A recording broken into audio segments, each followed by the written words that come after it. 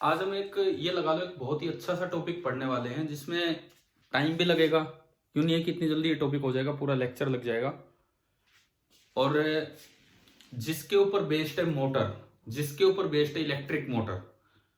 तो मोटर तो आज स्टार्ट नहीं हो पाएगी, लेकिन मोटर स्टार्ट कैसे होती है, उसमें क्या काम होता है, ये हम देख पाएंगे। तो लास्ट टाइम हमने फोर्स देखा था करंट कैरिंग वायर पे, ठीक है। और मैग्नेटिक फोर्स का फॉर्मूला निकल के आया था हमारा, F vector is equal to I into L cross P, है ना भाई? आया था कि नहीं बताओ? ठीक है। अब उसमें ये बताओ, अगर अगर टेढ़ी मेढ़ी वायर हो तो कैसे, तो क्या फॉर्मूला था टेढ़ी मेढ़ी वायर हो तो? अगर टेढ़ी मेढ़ी वायर कोई आती है कर्ड वायर, तो उसमें हमने एल वेक्टर कैसे निकाला था?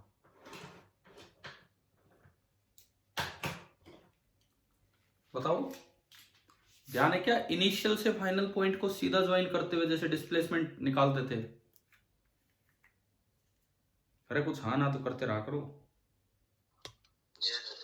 ठीक है, तो अब अगली हेडिंग जहां से हम शुरुआत करेंगे,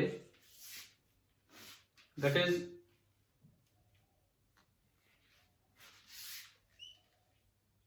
फोर्स ऑन ए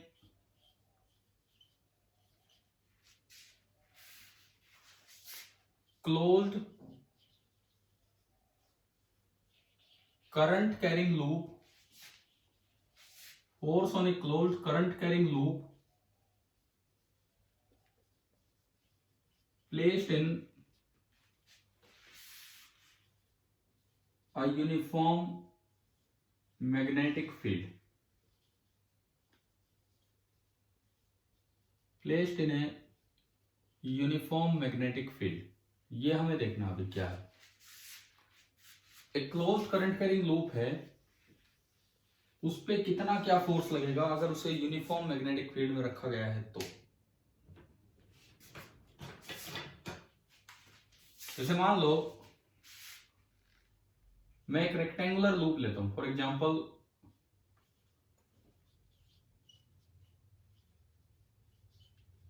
मैंने एक रेक्टेंगुलर लूप लिया, मैं उसको नाम दे रहा हूं पी क्यू आर एस और एल इंटू बी। एल उसकी लेंथ है और बी उसका ब्रेड्थ है, ये है। सपोज लूप मैंने कुछ तिरछा रख दिया, मैं मैग्नेटिक फील्ड बोर्ड के प्लेन में लगाऊंगा और लूप को मैंने कुछ तिरछा रख दिया इस तरह से कि जैसे ये हिस्सा बोर्ड के बाहर है और ये जो मैं डैश से दिखा रहा हूं वो वाला हिस्सा बोर्ड के अंदर है, पीछे। समझ आ रहा है? ये समझ आ रहा है लूप की ओरिएंटेशन कैसे दिखाने की कोशिश की है? ठीक है। और ये बिल्कुल भी यूं नहीं रखा मैंने यूं टेढ़ा ही रखा है, बिल्कुल यूं भी नहीं रखा, बिल्कुल यूं भी नहीं रखा, किसी एंगल पे रखा, अभी दिखाऊंगा। और इसमें मान लो कि मैंने मैग्नेटिक फील्ड इधर की तरफ लगा रखा है। Suppose this is the magnetic field जो बोर्ड के प्लेन में है और ये बी यूनिफॉर्म है। गोरिसा एंटर नहीं हो रही। अब कौन है ऑपरेटर जी? भाई साहब सुनो हमारी बात।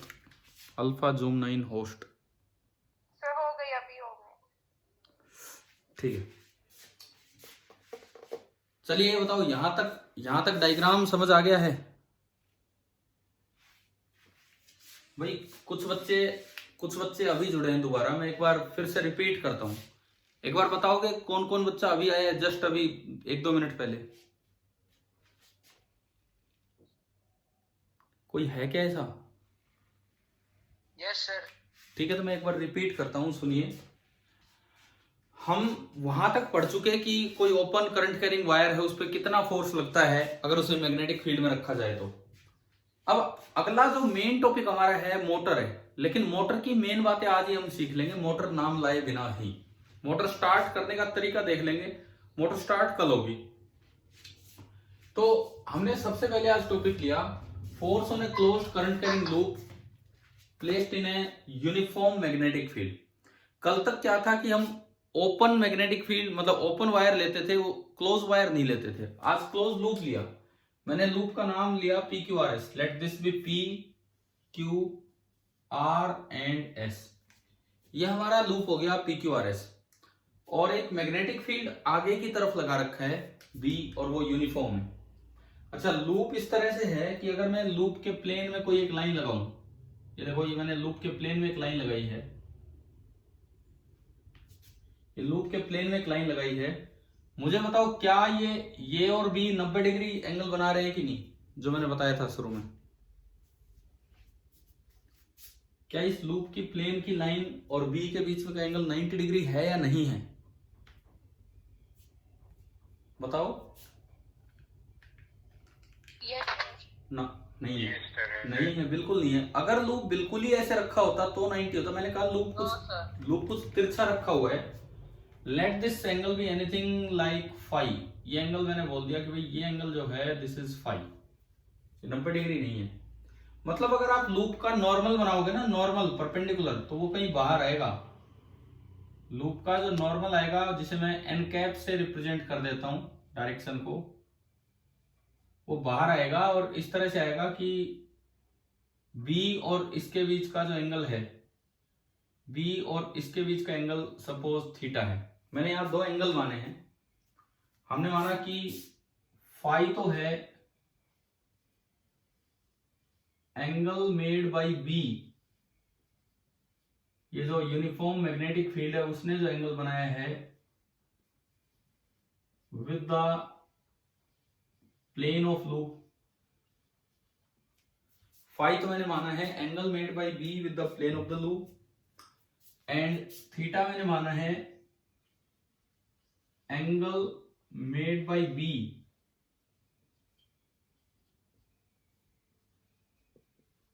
with the normal to the loop, with the normal to the loop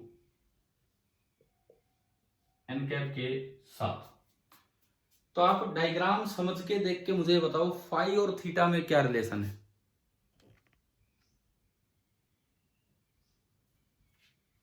बताओ ये फाई और थीटा में क्या रिलेशन है।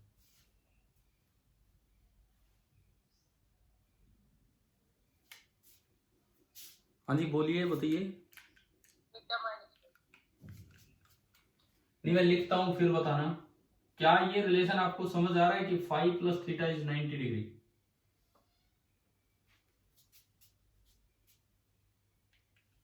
बताओ क्या ये रिलेशन समझ आ रहा है। ये लूप है, नॉर्मल उसके परपेंडिकुलर होता है, लूप से और B तक एंगल फाई है, B से और नॉर्मल तक एंगल थीटा है। तो क्या मैं फाई प्लस थीटा को 90 नहीं बोल पाऊंगा यहाँ, बताओ। आ गया, समझ आ गया।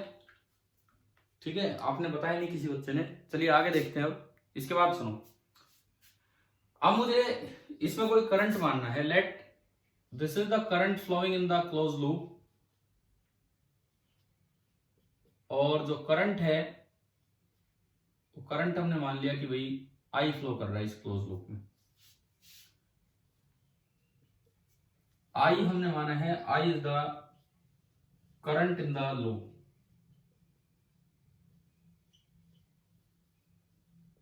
इस लूप में जो करंट है दैट इज I।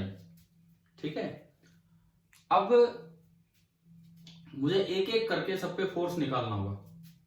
सबसे पहले मैं नंबर 1 वायर PQ पे फोर्स निकालता हूं। सबसे पहले मैं वायर PQ पे फोर्स निकालता हूं, भाई कितना बनेगा। फॉर्मूला वही है, मैं इस फोर्स को F1 बोल देता हूं। फॉर्मूला वही है, I into L cross B, यही लगाना है आपको। P से Q करंट इधर जा रहा है तो आपका L वेक्टर इधर बनेगा। क्या बनेगा L वेक्टर, बताओ। PQ वेक्टर L हो गया। अच्छा, इस लूप की आपने लेंथ L मानी है और ब्रेड्थ B मानी है। Let this be the length. Suppose ये आपने लेंथ मान ली L एंड ये आपने ब्रेड्थ मान ली B। तो अब आप बताओ IL क्रॉस B। पहली बात डायरेक्शन, L वेक्टर तो बाहर की तरफ है, और अगर मैं B वेक्टर दिखाऊं तो B तो बोर्ड में आगे की तरफ बना हुआ है। B तो बोर्ड में आगे की तरफ बना हुआ है यूं। तो बताओ L और B के बीच का एंगल कितना है पहली वायर के लिए। 180। आगे बोलो मान लो मैंने इसकी लाइन को पीछे बढ़ाया, सपोज इसकी लाइन को पीछे बढ़ाया, ये एंगल फाई है तो ये तो वही एंगल है, ये एंगल भी कितना है फाई। तो ये कितना बचा, एल और बी के बीच का एंगल कितना बचा 180 डिग्री माइनस फाइव। अब थोड़ा सा रिस्पॉन्स देना स्टार्ट कीजिए। देखो टॉपिक अच्छा है लेकिन मुझे यूं लगेगा ना आपको समझ आ रहा है जब आप बताएंगे तभी। क्या एंगल यहां तक समझ आ गए 180 डिग्री माइनस फाइव, ठीक है। अब एल क्रॉस बी करो, एल क्रॉस बी डायरेक्शन निकालने के लिए। भाई एल तो बोर्ड में से यूं बाहर निकला हुआ है और बी आगे है, एल तो यूं बोर्ड में से बाहर निकला हुआ है और बी आगे है, तो एल क्रॉस बी अगर मैं करूं, एल पे हाथ रख के बी की तरफ घुमाया तो अंगूठा किधर आ रहा है अपवर्ड। यानी कि ये जो पहला फोर्स बनेगा F1, इसका मैग्नीट्यूड तो होगा I इंटू एल। लेंथ कितनी इसकी, भाई ये जो L वेक्टर है, ये जो L वेक्टर है, ये लेंथ है कितनी इसके लिए PQ के लिए, कितनी PQ के लिए B into magnetic field B। Cross product में साइन आता है कि कोस आता है, sine sine of 180 degree minus five. अब भाई शायद ट्रिग्नोमेट्री का ये वाला पार्ट आपने मैथ्स में पढ़ रखा होगा कि हायर एंगल को कैसे छोटा बनाया जाता है। तो 180 पे नो चेंज, तो साइन का साइन ही रहेगा, और 180 माइनस फाइव सेकेंड क्वाड्रेंट में है, साइन पॉजिटिव होता है तो साइन फाइव ही हो जाएगा, है ना। कोस नहीं, माइनस कोस भी नहीं, फिर आपने क्या पढ़ रखा है, फिर ये क्या पढ़ा हुआ है बताओ। This will remain as sine five. कैसे सुनिए, 180 डिग्री पे कोई चेंज नहीं होता है, साइन साइन ही रहता है, कोस कोस ही रहता है, और प्लस होगा कि माइनस होगा वो आपको क्वाड्रेंट देखना होता है। 180 minus five lies in the second quadrant, second quadrant में है तो ये पॉजिटिव होगा, तो ये साइन पॉजिटिव के साथ रहेगा। आ गया समझ में। और डायरेक्शन इसकी आई अपवर्ड। बताओ पहला फोर्स निकालना आ गया कि नहीं हमें, ठीक है। इसका मतलब जो पहला फोर्स लगेगा इस वायर पे वो ऊपर की तरफ लगेगा, ऊपर, और ये आपका हो गया F1 और जो आया IBB साइन फाइव। अब सेकेंड वायर, अब मैं निकालूं वायर QR पे, वायर QR पे।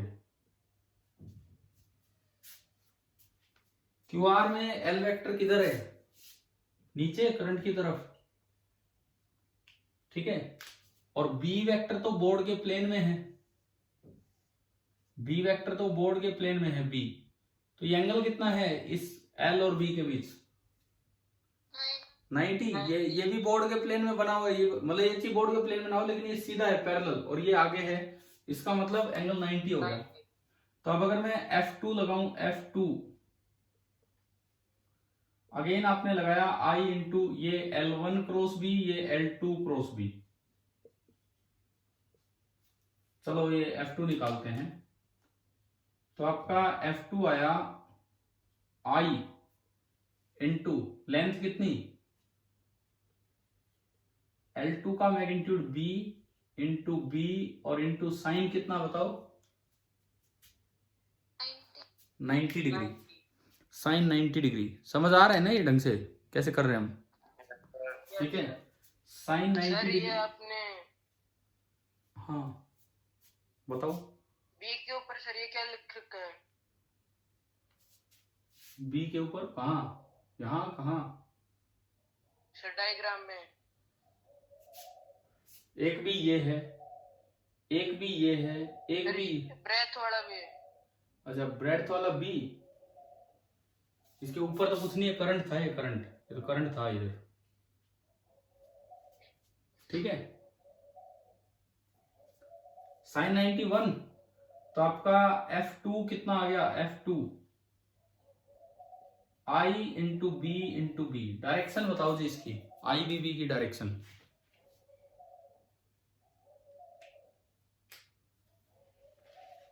हाँ जी डायरेक्शन L क्रॉस B करो ना इसमें, L नीचे बी इधर है, एल नीचे है और बी आगे है, एल क्रॉस बी आप कीजिए। राइट हैंड लिया, एल पे हाथ रखा, बी की तरफ घुमाया तो अंगूठा किधर आ रहा है बताओ?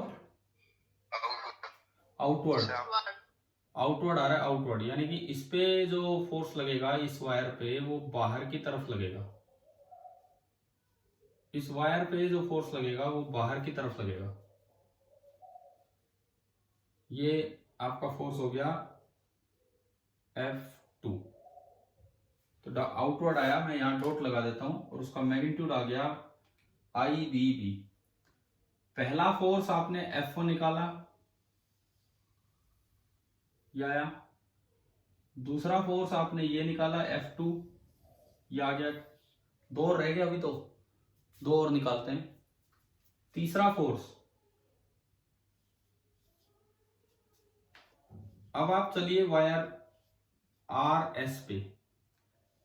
देखो मैं भी कोई जल्दबाजी नहीं कर रहा हूं, टॉपिक में एक एक डायरेक्शन का भी बड़ा रोल है, तो ढंग से समझ के चलो। वायर RS पे चलिए, वायर RS में आप F3 निकालोगे, I तो सेम है, लेंथ L3 बोल दिया मैंने, क्रॉस B। तो अब बताओ कि F3 का मैग्नीट्यूड कितना, डायरेक्शन कितनी, आप देख लीजिए एक बार, खुद सोच लीजिए, उसके बाद हम आगे देखेंगे। Direction downward. हाँ सही है, सही है बिल्कुल, डायरेक्शन डाउनवर्ड।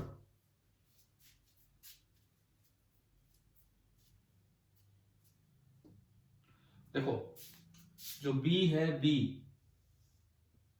वो आगे की तरफ है, और जो L वेक्टर है वो अंदर की तरफ गया हुआ है, यूं यूं आपका बनेगा वेक्टर L। तो ये एंगल तो वही है जो ऊपर बना हुआ है, कितना है एंगल? फाइव। क्योंकि जो B है वो तो सीधा है, बिल्कुल सीधा, B तो ऐसे है ही, ये एंगल अगेन 5। अब आप L क्रॉस B करोगे तो L अंदर की तरफ है, B आगे है, तो L पे हाथ रख के B की तरफ घुमाओगे तो अंगूठा किधर आ रहा है? नीचे। यानी कि जो F3 आएगा, इस वायर पे जो फोर्स आएगा, इस वायर पे जो फोर्स आएगा F3, वो नीचे आएगा इस तरह से। और F3 का मैग्नीट्यूड होगा I इंटू L3, कितना है बताओ? L3 B, इस बार ये वाली लंबाई है B, तो I इंटू B और क्रॉस प्रोडक्ट में साइन 5, डायरेक्ट ही आ गया, और ये आया नीचे की तरफ। ये आपका हो गया तीसरी वायर पे फोर्स। चलिए एक और वायर बची है, नंबर 4। मतलब F2 इक्वल टू ILB होना चाहिए। क्या? F2 equal to ILB। हाँ, थैंक यू। ये जो सेकंड वाला है ये लेंथ B नहीं है, ये लेंथ कितनी है? सेकंड वाले में लेंथ कितनी है? L। अभी समझ आ गया ना सभी को? ठीक है, किसने बताया ये करेक्शन, किसने करवाई, क्या नाम है? सर मैंने। अरे मैंने मुझे दिखता ही, मैं तो अपनी स्क्रीन चला रहा। क्या नाम है? अरुण। अच्छा ठीक है। फोर्थ देखें। अब आपकी वायर आई SP वायर में देखो, SP वायर में देखते हो तो L ऊपर और B तो आगे है ही, तो अगेन L और B के बीच का एंगल कितना है? 90 डिग्री। अब अगर आप F4 लिखो, F4 तो I into L4 cross B, और यहां से आप F4 का मैग्नीट्यूड निकालेंगे तो F4 आया I, लेंथ L है, B और साइन 90 डिग्री, यानी कि F4 का मैग्नीट्यूड आ गया ILB। एक बार बताओ, ये आया यहां तक समझ? सर वायर RS वाला बताना। RS वाला बताऊं दोबारा एक बार, मैं इसको पूरा कर लेता हूं पहले, फिर RS पे आता हूं। एसपी पे एल वेक्टर ऊपर बी आगे, तो डायरेक्शन क्या होगी बताओ? Inward. L cross B inward, यानी कि एसपी पे जो फोर्स लगेगा, एसपी पे जो फोर्स लगेगा वो अंदर की तरफ लगेगा, इसके पैरेलल लगेगा यूं, F4। ये आपका हो गया इनवर्ड, ये करंट था, ये मैंने इधर लिख दिया, तो दिस इज इनवर्ड। ये आपका हो गया फोर्थ वन। चौथा आ गया मेरी समझ? ठीक है। अब कोई बच्चा आप में से पूछ रहा है तीसरा, मैं एक बार तीसरा रिपीट कर देता हूं। आरएस जो है वो अंदर की तरफ जा रहा है करंट, और बी आगे है, तो और ये एंगल है फाई, क्योंकि ये एंगल फाई है, क्योंकि ये एंगल फाई है, ये सारे कोरस्पॉन्डिंग एंगल है। तो जब आप मैग्नीट्यूड डायरेक्शन देखोगे तो अंदर की तरफ हाथ किया, बाहर की तरफ घुमाया तो अंगूठा नीचे, तो डायरेक्शन तो आ गई डाउनवर्ड, और मैग्नीट्यूड कितना होगा? मैग्नीट्यूड आई इंटू बी, समझ गए होगे यहां से लेंथ कितनी है और एंगल कितना है इनके बीच में। एल क्रॉस बी, L3 की लेंथ बी है, मैग्नीट्यूड बी का बी है, और एंगल इनके बीच का फाई है, तो साइन फाई। बताओ क्लियर हुआ कि नहीं? Yes sir. ठीक है। अब आप एक चीज देखो, इस वायर पे 4 फोर्स आए, हमारे सामने 4 फोर्स आए इस वायर पे।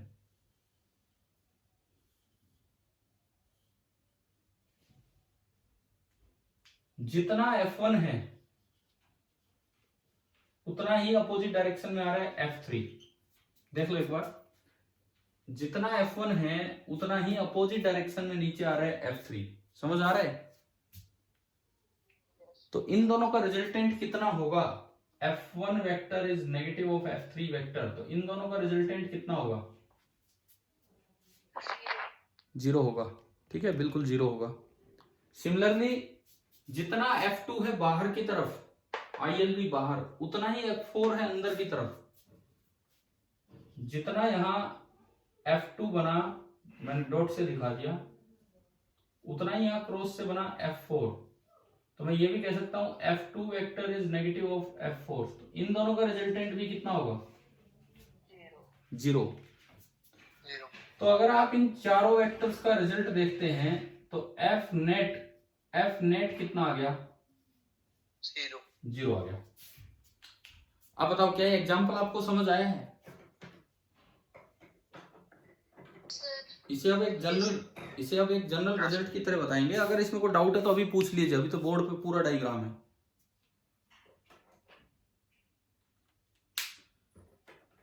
अच्छा, कोई डाउट नहीं है तो ये नोट कीजिए। क्या कर लिया क्या आपने? क्या करोगे अभी नोट? मैं रुक जाता हूं 1 मिनट, अगर किसी का बचा हुआ है तो। भाई क्लियर तो हो गया ना डायरेक्शन के साथ? चाहे तो इसका स्क्रीनशॉट ले सकते हो आप, पूरी पिक्चर ही आ रही है इसमें क्या है।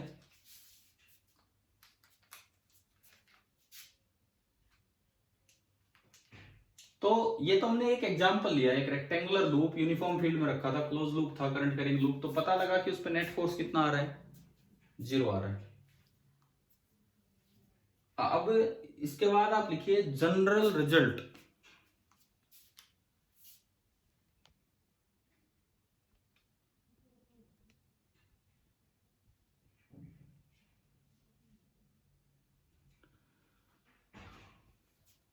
बोलो अगर आप पहुंच गए तो।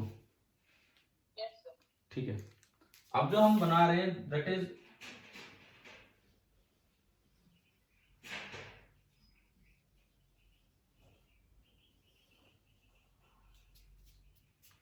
General result. इसमें लिखो every closed current carrying loop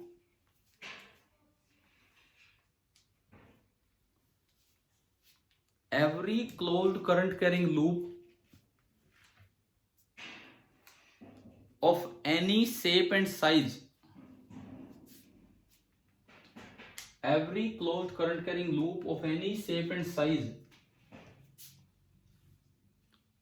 will experience 0 net force. Every closed current carrying loop of any shape and size will experience 0 net force will experience zero net force while placed in a uniform magnetic field.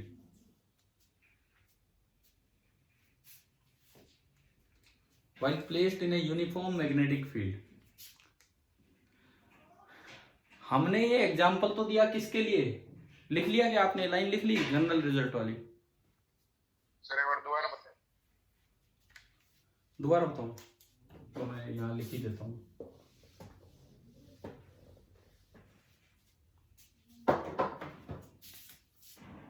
हमारा general result ये है कि every closed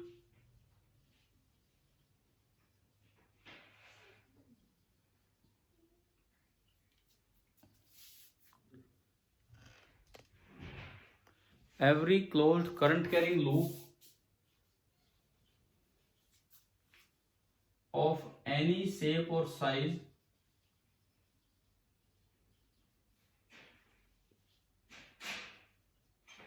will experience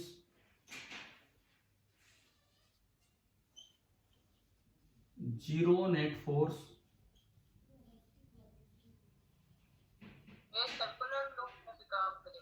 हाँ बिल्कुल, while placed in a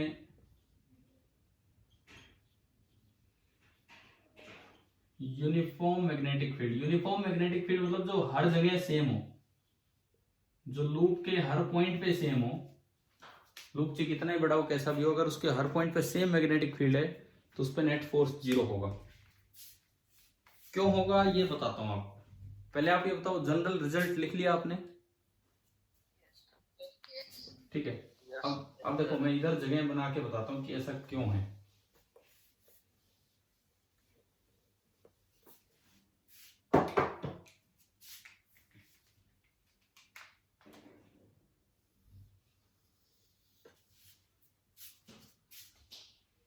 आपने ये पढ़ा था कि अगर बी यूनिफॉर्म है, अगर बी हर जगह सेम है, तो चाहे कर्ड वायर हो उस पे भी नेट फोर्स कितना होता है? I इंटू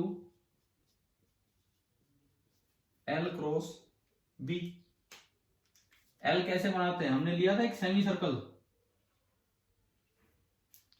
आपको ध्यान होगा, उसमें एल ऐसे बना था। ठीक है। आप अगर थोड़ा और बड़ा सर्कल करते तो एल ऐसे बनता।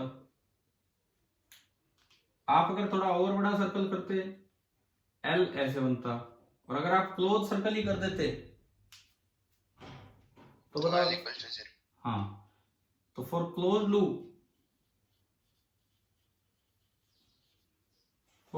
Loop L is equal to zero. और अगर एल को जीरो रखोगे तो जो फोर्स आएगा वो भी कितना आ गया? जीरो आ गया। तो एक एग्जांपल से हमने सीखा है कि कैसे फोर्सेस निकालने होते हैं, लेकिन ये रिजल्ट तो हमने लास्ट में देखा कि तो जनरल सा रिजल्ट है। बताओ भाई, क्या ये कॉन्सेप्ट समझ आ गया है? ठीक है। हम मोटर तक पहुंचने के लिए ये प्रयास कर रहे हैं, मोटर तक ही चलना है हमें। मतलब ये लगा लो एक तरह से आज मोटर ही चल रही है, लेकिन मोटर नाम कल आएगा आपकी कॉपी में। वैसे तो मोटर मैं बोल रहा हूं, लेकिन आपकी कॉपी में नाम कल आएगा। तो आप वहीं तक बहुत कुछ सीख रहे हैं।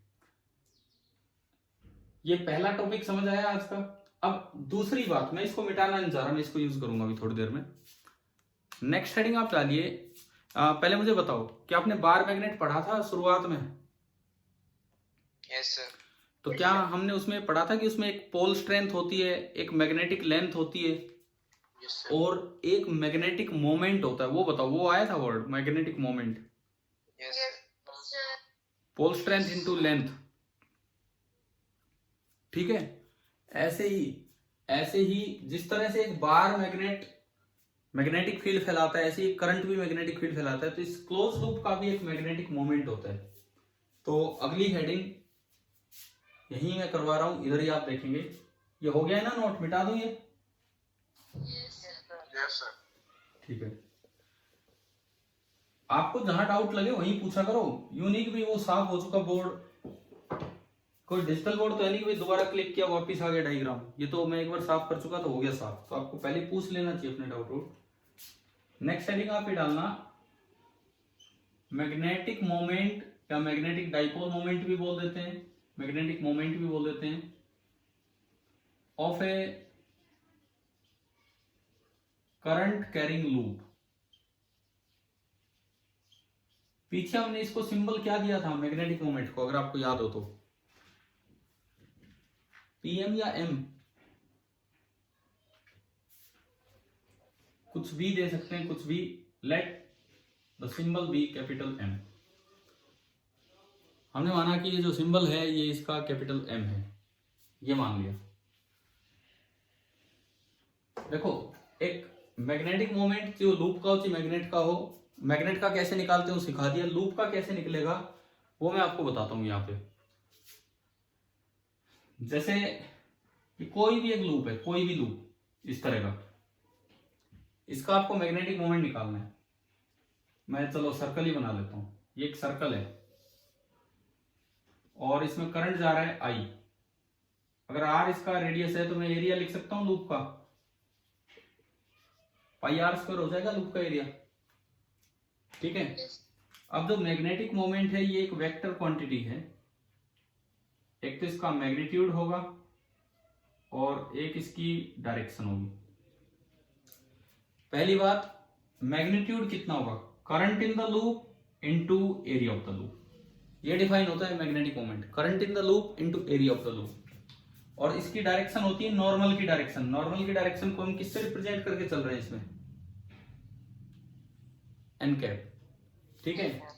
लेकिन नॉर्मल में ये कंफ्यूजन है, नॉर्मल इधर भी हो सकता है, नॉर्मल पीछे भी हो सकता है। तो वो कंफ्यूजन कैसे दूर करना है, जिस तरह करंट घूम रहा है लूप में, जिस तरह करंट घूम रहा है लूप में, राइट हैंड को उस तरह घुमाओ, अंगूठा आपको मैग्नेटिक मोमेंट की डायरेक्शन देगा।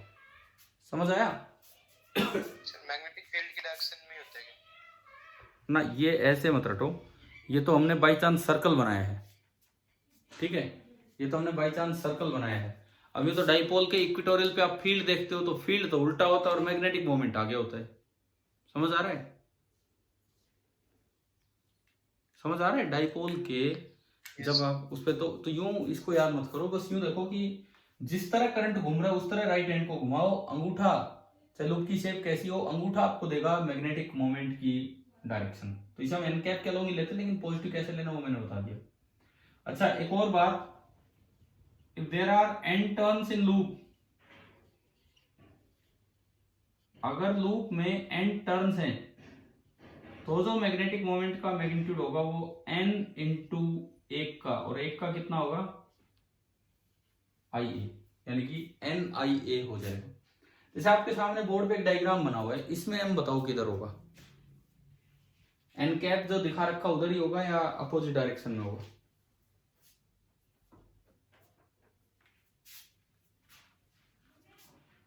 बताइए। हाँ, इसी तरह से होगा। तो क्या ये बना लिया क्या पहला एग्जांपल?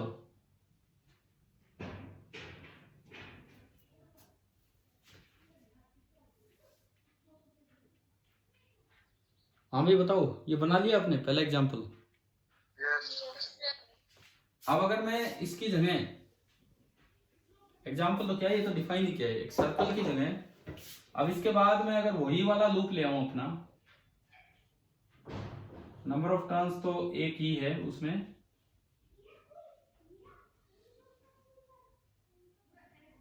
तो इसका जो m होगा, m अगर करंट ऐसे फ्लो कर रहा है तो इसका जो m होगा वो इधर होगा, इसकी लाइन के परपेंडिकुलर इधर होगा। और उस m का मैग्नीट्यूड कितना होगा, अगर ये लेंथ l है ये b है तो बताओ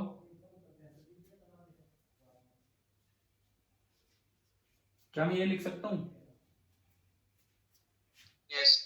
I इंटू एरिया, और एरिया क्या हो गया इसका L into B. Magnetic moment की SI यूनिट क्या बनेगी,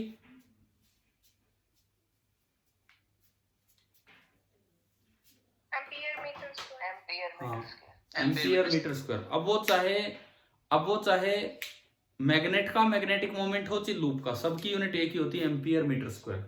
और आप मुझे एक और बात बताओ, अगर मैग्नेट का मैग्नेटिक मोमेंट भी एम्पियर मीटर स्क्वायर है तो मैग्नेट की पोल स्ट्रेंथ की यूनिट क्या बनेगी? पोल स्ट्रेंथ की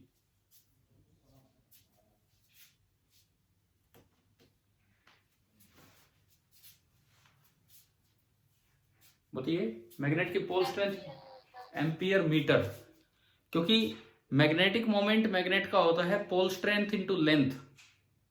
तो पोल स्ट्रेंथ होगी मैग्नेटिक मोमेंट अपॉन लेंथ, और मैग्नेटिक मोमेंट होता है एम्पियर मीटर स्क्वायर में, तो अपॉन मीटर। तो क्या बची? पोल स्ट्रेंथ की यूनिट हमारे पास आ गई एम्पियर इंटू मीटर। समझ आया? समझ आया ना? लिख लिया करो ये छोटी मोटी बातें। हाँ जी, कुछ पूछना है इसमें भाई? कुछ पूछना है? ठीक है, चलो अब सुनो। किसी चीज पे अगर फोर्स जीरो हो, नेट फोर्स जीरो हो, तो क्या वो अपनी जगह से डिस्प्लेस हो सकती है?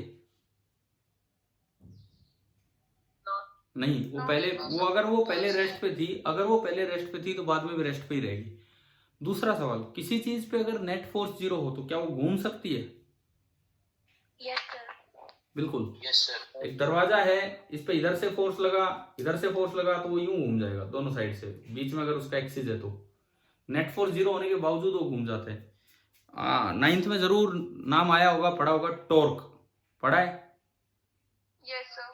ठीक है। Yes, sir. क्या फॉर्मूला पढ़ा हमने 9th में टॉर्क का? Torque is the rotating effect of force.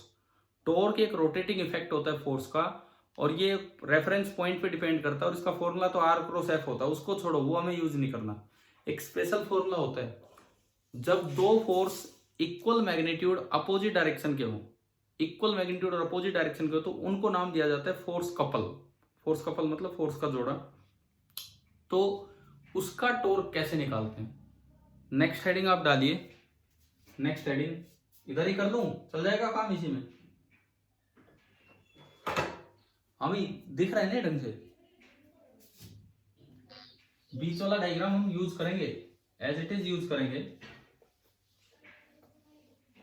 तो नेक्स्ट हेडिंग आप डालिए, torque of a force couple.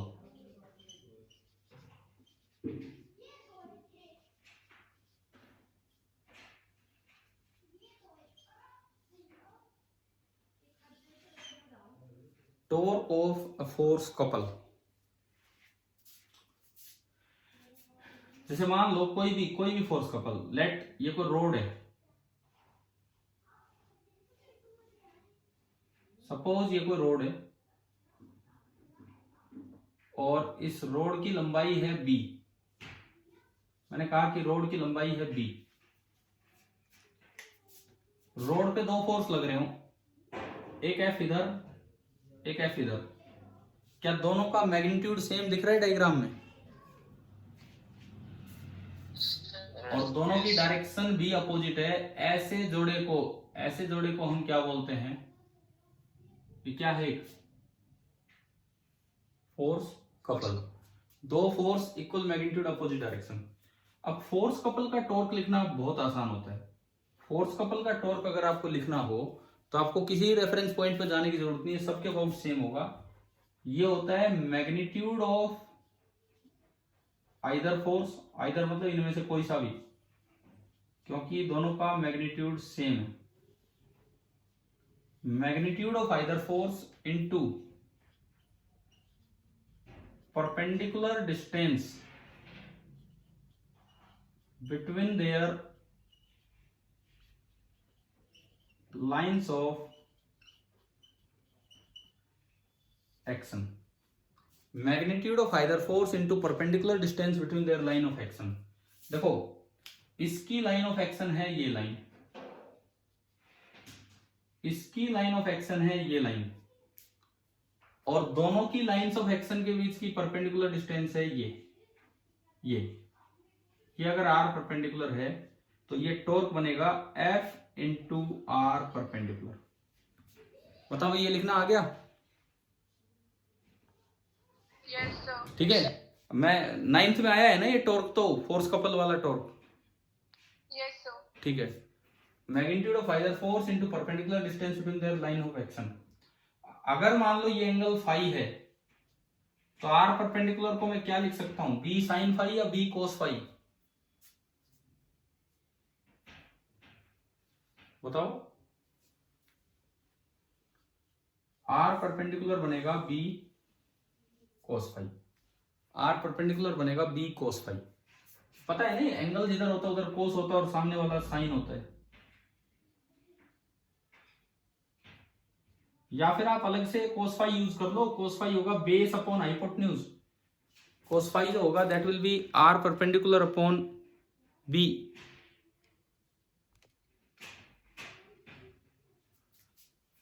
Cos phi जो आपका होगा that will be R perpendicular into B. तो ये आपका बना एफ इंटू आर परपेंडिकुलर और आर परपेंडिकुलर आपका होगा बी कोस फाई। तो अल्टीमेटली ये टॉर्क आया F into B cos phi. ये जो टॉर्क आ रहा है this is F into B cos phi, ये बना।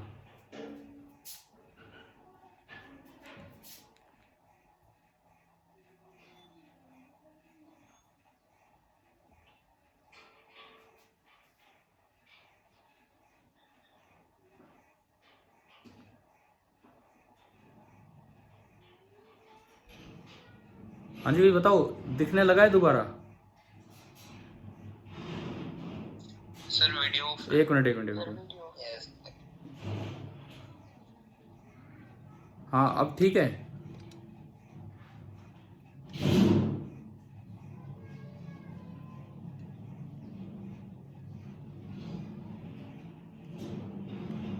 बीच में डिस्कनेक्ट हो गया था क्या?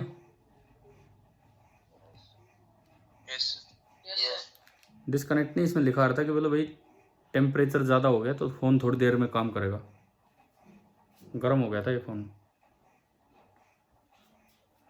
चलो तो अभी देखो एक बार, ये एक बार समझिए मैंने बीच में आर परपेंडिकुलर कैसे दिखाया। आप बताओ कि आर परपेंडिकुलर आपको समझ आ गया है? यस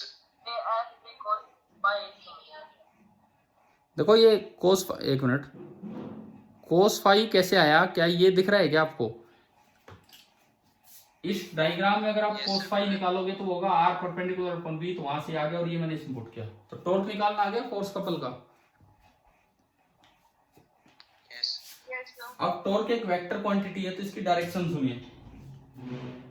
अब सिंपली सोचो, कॉमन सेंस लगा के ये यूं घुमा देंगे, ये दोनों फोर्स इसको क्लॉकवाइज घुमाएंगे एंटी क्लॉकवाइज? बताओ। Clockwise clockwise. आप अपने राइट हैंड को क्लॉकवाइज घुमाइए, राइट हैंड को क्लॉकवाइज घुमाइए, राइट हैंड को क्लॉकवाइज घुमाइए तो अंगूठा बताओ किधर आ रहा है? Inward inward. तो ये जो टॉर्क आएगा इसकी डायरेक्शन होगी इनवर्ड। तो फोर्स कपल का टॉर्क कैसे निकालते हैं, वो इंडिपेंडेंट होता है रेफरेंस पॉइंट से, ऐसे निकलता है। क्लियर हो गया ये? ठीक है। अब अगली हेडिंग आप डालना, ये नोट हो गया भाई आपका? रिपीट करूं? ये मान लो कोई रोड रखी थी, ये कोई भी एक रोड रखी थी, इस पे दो फोर्स लग रहे थे, एक आगे और उतना ही एक नीचे और पीछे। तो दोनों मिलकर रोड को यूं घुमा देंगे, समझ रहे हो? दोनों चला नहीं सकते क्योंकि नेट फोर्स जीरो है, चला नहीं सकते लेकिन घुमा सकते हैं। दोनों रोड को यूं घुमाने की कोशिश करेंगे। तो रोड का रोटेशन क्लॉकवाइज है कि एंटी क्लॉकवाइज? क्लॉकवाइज। पहले मैंने टॉर्क की डायरेक्शन दी, अगर क्लॉकवाइज घूम रही है तो राइट हैंड को क्लॉकवाइज घुमाओ, राइट हैंड को क्लॉकवाइज घुमाओ, अंगूठा इनवर्ड गया तो टॉर्क किधर आएगा? इनवर्ड। इनवर्ड का सिंबल होता है क्रॉस। क्या इतना आ गया समझ? और जो ऐसा फोर्स का कॉम्बिनेशन कभी भी आए कि दो force equal magnitude opposite direction, तो उसका टॉर्क निकालने का तरीका होता है मैग्नीट्यूड ऑफ आइदर फोर्स, इनमें से किसी का भी मैग्नीट्यूड उठाओ, into perpendicular distance between their line of action. ये दोनों की लाइन ऑफ एक्शन है, उनके बीच की परपेंडिकुलर डिस्टेंस। तो ट्रिग्नोमेट्री से अगर ये बी है, ये फाई है, तो ये बन रहा है बी कोस फाई, और ये आपका ही हो गया। बताओ भाई समझ आए? ठीक है। अब अगली हेडिंग, आज की हमारी पहली हेडिंग ये थी ना ये जो ऊपर लिखी हुई है, यस ठीक है, इसी में दोबारा से ये हेडिंग डालो, बस नहीं खत्म हो गया। फोर्स की जगह टॉर्क, फोर्स की जगह torque, torque on a closed current carrying loop placed in a uniform magnetic field.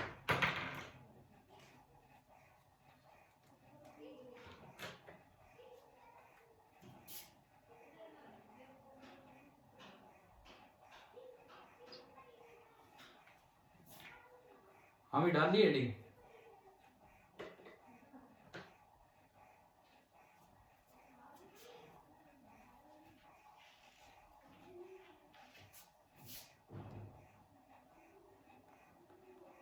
बताओ हेडिंग डाल दिया आपने?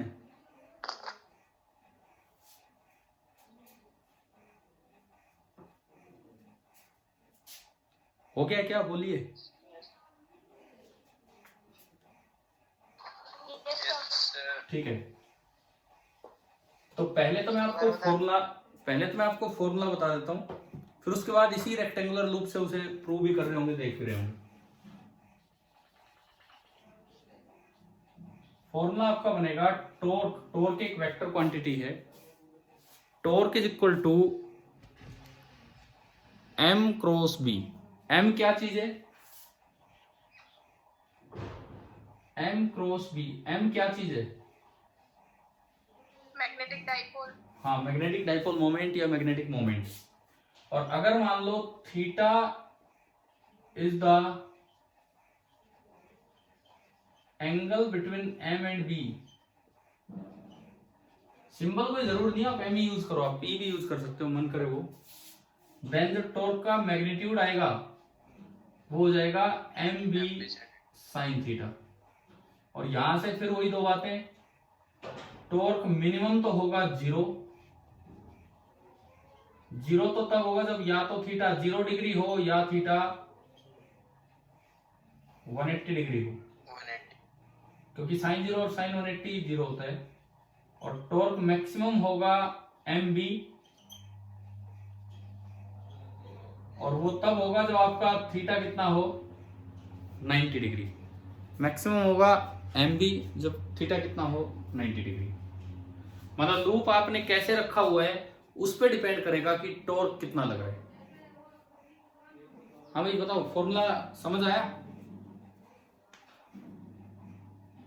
यस ठीक है, अब हम इसी रेक्टेंगुलर लूप के लिए फिर से उसे प्रूव करते हैं, फिर से उसी रेक्टेंगुलर लूप के लिए, और ये रिजल्ट वेरीफाई कर रहे होंगे कि हाँ ये रिजल्ट आएगा। ये डायग्राम जो मैंने बचा के रखा अभी तक, अब उसको यूज करते हैं। देखिए इसको हटाऊं मैं, फोर्स कपल वाला हो गया ना ये टॉर्क और, ठीक है। एक बार मैं फिर पूछ लेता हूं, आज की क्लास समझ आ रही है कि नहीं बताओ, क्योंकि इसमें डायरेक्शन वायरेक्शन का बहुत काम चल रहा है, डायग्राम चल रहे हैं, तो अच्छे से समझ के चलो इसको। आपने क्या किया, फिर से वही सेम कॉम्बिनेशन लिया, तो इस पे एक फोर्स तो बाहर लग रहा था, ये आपने बोला था F2, F2 आपका था ILV। एक फोर्स ऊपर लग रहा था, उसे आपने बोला था F1, और F1 आपका था IBB cos फाई। F4 अंदर लग रहा था, वो भी था ILV, एंड F3 नीचे लग रहा था IBB cos फाई। ये मैं जो और एक्स्ट्रा चीजें उनको हटाता हूं ताकि ये दिखने में आसानी हो। अब मुझे कितना डायग्राम चाहिए, मैं बस वो ले रहा हूं। एक नीचे लग रहा है F3, ऊपर लग रहा है F1, हटाओ इनको B वगैरह को, ये बीच के, ये तो अलग अलग फोर्स देखने के लिए था, इसको भी मैं हटा दूं यहां से।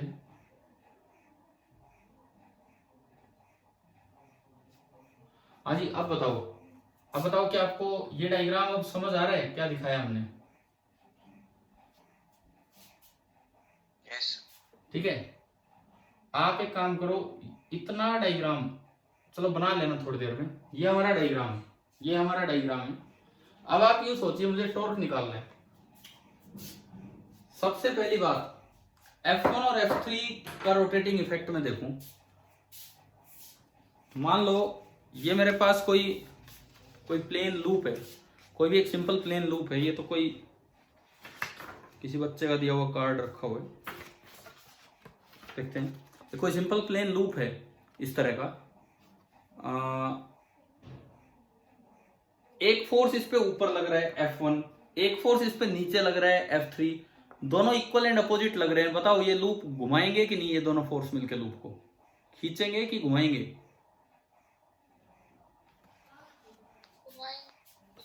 दोबारा सुनो, ये पूरा लूप है, एक फोर्स ऊपर लग रहा है, एक नीचे, ये दोनों मिलके घुमाएंगे या खींचेंगे? इसको खींचेंगे, और खींच भी नहीं पाएंगे क्योंकि दोनों इक्वल एंड अपोजिट है। तो नेट फोर्स कितना है? 0। इसका मतलब F1 एंड F3,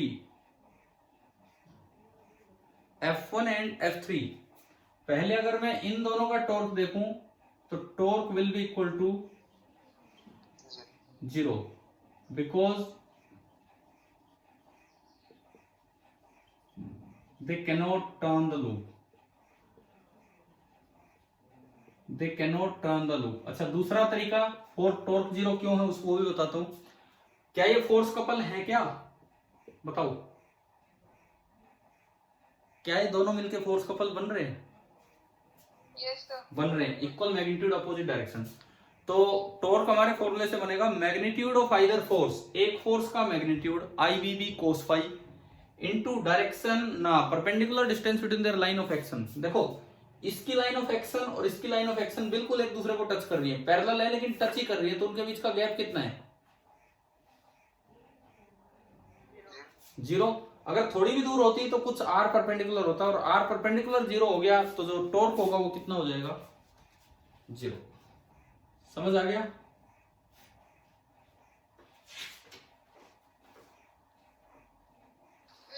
ठीक है, चलिए अब दूसरा देखें। तो ये क्लियर हुआ, तो ये तो डायग्राम के साथ था। अब दो और बचे, कौन कौन? F2 and F4।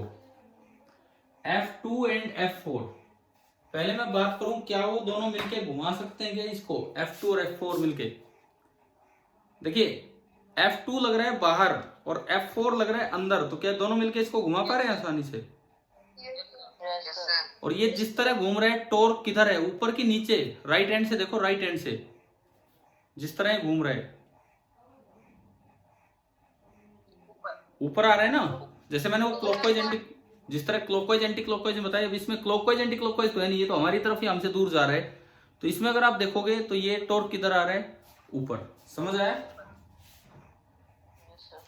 तो there torque is non zero in upward direction, क्योंकि ये दोनों घुमा पा रहे हैं। अब अगर इनका टॉर्क मैं निकालूं, इनका टॉर्क, तो ये कपल है तो फोर्स परपेंडिकुलर ना, F आइदर F, कोई सा भी F कितना है? ILB, और इनटू इन दोनों के बीच की R परपेंडिकुलर। समझ आए? Yes, sir. अब देखो R परपेंडिकुलर देखना है, एक लाइन तो मेरी ये है, इसकी लाइन ऑफ एक्शन पीछे अंदर जा रही होगी, बोर्ड के पीछे बिल्कुल सीधी है ये, और एक लाइन बोर्ड से बाहर आ रही होगी बिल्कुल सीधी, बिल्कुल ही सीधी ऐसे। तो इन दोनों के बीच की जब आप परपेंडिकुलर डिस्टेंस देखेंगे तो इन दोनों के बीच की परपेंडिकुलर डिस्टेंस ये बनेगी, ये आपका होगा R परपेंडिकुलर। समझ आ गया? हाँ भाई, समझ आ रहा है क्या R परपेंडिकुलर क्या है? सिंपल है, दो लाइनें हैं, एक बाहर की तरफ है एक अंदर की तरफ है, बिल्कुल सीधी यूं है, तो R परपेंडिकुलर तो यही हो जाएगा, बिल्कुल ही बीचों बीच ये जो बनेगा। अभी R परपेंडिकुलर निकालने के लिए एक राइट एंगल ट्रायंगल मुझे दिख रही है, जिसमें ये लेंथ तो ये ऊपर दिख ही रही है, तो इसकी ब्रेड्थ है, ये लेंथ कितनी है? ये लेंथ कितनी है? B, और ये एंगल फाई, तो ये एंगल भी फाई कोरस्पॉन्डिंग एंगल है, तो हाइपोटेन्यूज B है, ये एंगल फाई है, तो R परपेंडिकुलर बताओ कितना हो गया? B cos फाई या B sin phi? B cos five, B cos five. तो ये आपका बना I L B into B और इंटू कोस फाइव, ना सॉरी बी कोस फाइव। इसको मैं थोड़ा ढंग से अरेंज करूं तो आई इंटू एल बी, ये कौन सा बी आ गया बीच में, इंटू बी और into cos phi. L into B को मैं क्या लिख सकता हूं, एल इंटू बी को एरिया, लेंथ इंटू ब्रेड्थ। ये बना I into A into B into cos phi. अच्छा जी, आई इंटू ए क्या होता है, I into A current into area, ball string, magnetic dipole moment. पढ़ा था आज, I into A magnetic moment into B और इंटू कोस फाइव। यहां तक आया समझ?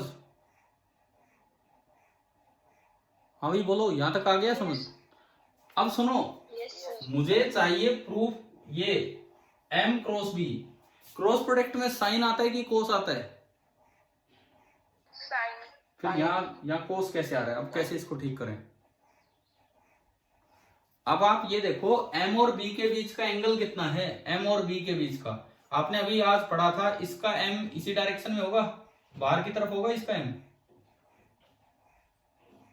पढ़ा था नहीं ये? इसका m बाहर बनेगा। m और b के बीच का एंगल कितना है, m और b के बीच का एंगल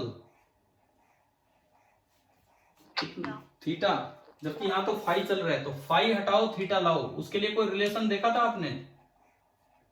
ये रहा,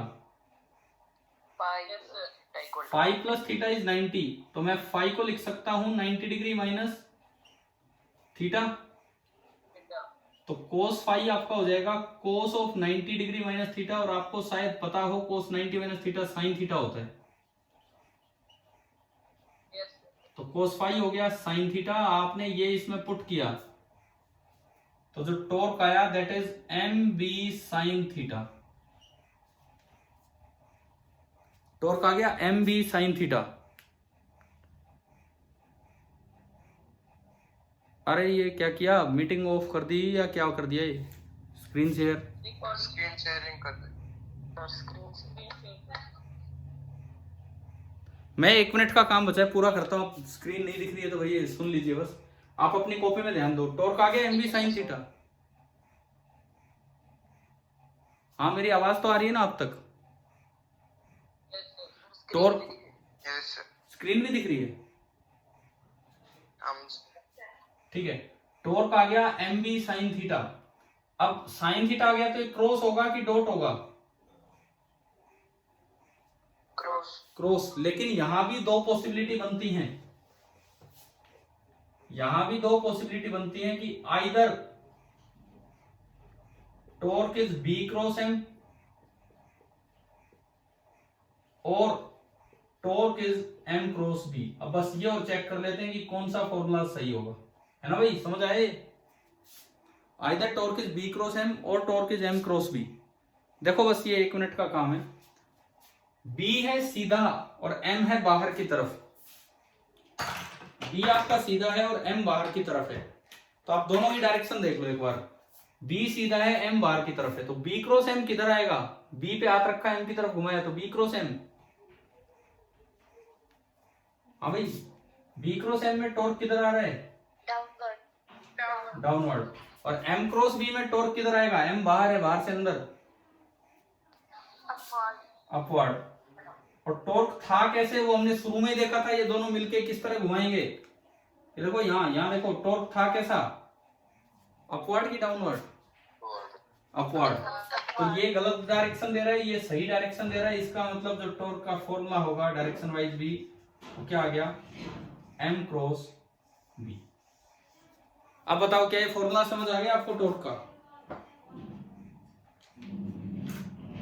मतलब ये कि एक क्लोज करंट कैरिंग लूप को अगर आप यूनिफॉर्म मैग्नेटिक फील्ड में रखेंगे तो फोर्स तो डेफिनेटली जीरो होगा, टॉर्क जीरो भी हो सकता है, नॉन जीरो भी हो, डिपेंड करता है कि आपने किस तरह से उसे रखा है। इस चीज का यूज कहां होगा? मोटर। आप जब मोटर में बिजली का वायर लगाते हो तो आप करंट सप्लाई करते हो? हाँ जी बताओ, मोटर में आप, मोटर कब चलती है? जब आप करंट देते हो तभी चलेगी। मैग्नेटिक फील्ड उसमें होता है, मैग्नेटिक फील्ड उसमें होता है और उसमें करंट कैरिंग एक लूप बन जाता है। तो क्या उस पर नेट फोर्स जीरो होगा या non zero? Net force zero. क्या ऐसा होता है कि मोटर ऑन के मोटर भागी? घर की मोटर क्या भाग लेती है क्या मोटर ऑन करती? नहीं, क्योंकि उस पर नेट फोर्स कितना रहता है? नेट फोर्स कितना रहता है? जीरो। लेकिन मोटर में आर्मेचर घूमने लगता है, कोयल घूमने लगती है अंदर, ऐसा ही होता है मोटर में। पंखे की मोटर उसमें देख लो, पंखे की मोटर में देख लो, वो घूमने लगता है क्योंकि वहां टॉर्क क्या हो जाता है? नॉन जीरो, और फोर्स कितना रहता है? Zero. So this is the complete working of a motor. अब electric motor with diagram, constructional diagram हम अगली क्लास में लेंगे। अच्छा दूसरी बात सुनो, आपकी एनसीईआरटी टेक्स्ट बुक खोलो एक बार, टाइम हो चुका है हमारा, हम बस जल्दी फिनिश कर रहे हैं। चैप्टर नंबर 13, घर पे तो आप बुक होगी आपके पास,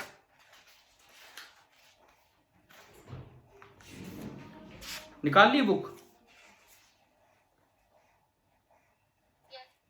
चैप्टर नंबर 13 पेज नंबर 232 पे आता है इलेक्ट्रिक मोटर। देखो एक बार, पेज नंबर 232 इलेक्ट्रिक मोटर।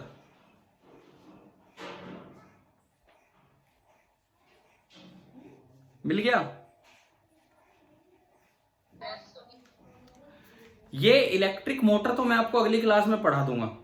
अगली क्लास में हमारा टारगेट रहेगा electric motor and then earth magnetism, क्योंकि उसके बाद फिर हमें ईएमआई पढ़ना है। अर्थ मैग्नेटिज्म इस बुक में नहीं है, लेकिन ईएमआई तो उससे अगला टॉपिक है ही। आपका होमवर्क ये है, इलेक्ट्रिक मोटर से पहले इस चैप्टर में जितना भी दिया है, जो भी क्वेश्चंस हैं या थ्योरी, आपको पढ़ के आना है कल की क्लास तक। डाउट्स हो तो आप पूछेंगे। कहां तक? ये इलेक्ट्रिक मोटर के ऊपर है। मैग्नेटिज्म इन मेडिसिन दे रखा है मोर टू नो में। इलेक्ट्रिक मोटर के ऊपर मैग्नेटिज्म ये दिया हुआ है ना, मोर टू नो में, ये सब ठीक है यहां तक। और स्टार्टिंग से जितने क्वेश्चन से थ्योरी पढ़ गए। अब देखो, एक बार एनटीएससी में किसी रीजन में आया फिजिक्स में, what does MRI stands for? What does MRI, आपने सुना है ये इलाज वगैरह में एमआरआई और इनका यूज होता है, सीटी स्कैन, एमआरआई। हाँ, तो ये आपके मोर टू नो में दिया भी हुआ है, वो और कहीं से नहीं आया बाहर से। लोग बोले यार ये कैसा सवाल आ गया, साइंस में कैसा पूछ लिया?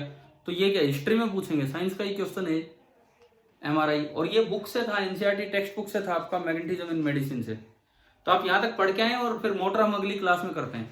एक लास्ट बार मैं पूछ रहा हूँ कि आज की पूरी क्लास समझ आ गई आपको?